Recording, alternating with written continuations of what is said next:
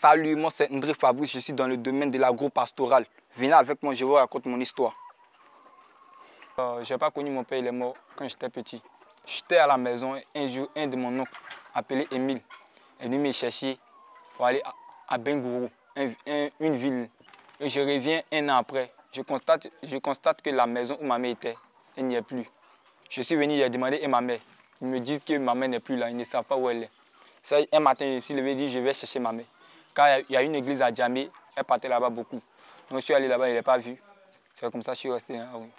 Comment arriver à manger, coin où dormir, comment s'entretenir, où se laver, les habits portés, tout ça c'est une difficulté. Je me sentais un peu ignoré par la population. Je me sentais seul dans mon monde au fait.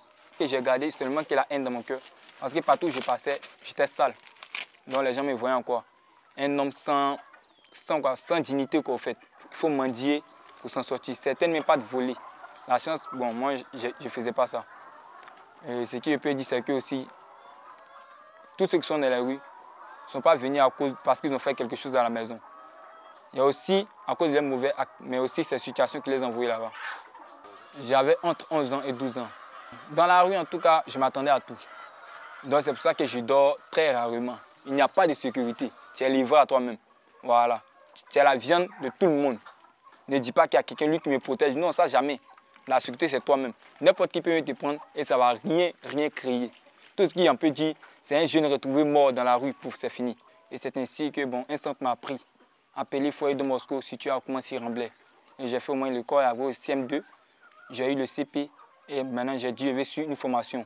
Et c'est ainsi que je suis venu dans le projet. Ils m'ont mis en contact avec ma mère. Et c'est ça. Donc 5 ans après, j'ai recroisé ma mère. Bon, maman, apparemment, elle va bien.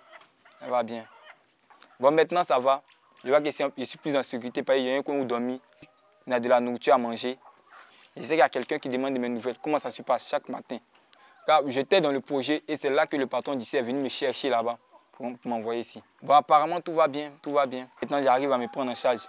Je paie mes trucs moi-même, mes habits et souvent aussi, j'arrive à donner un peu d'argent à ma mère. C'est une fierté pour moi.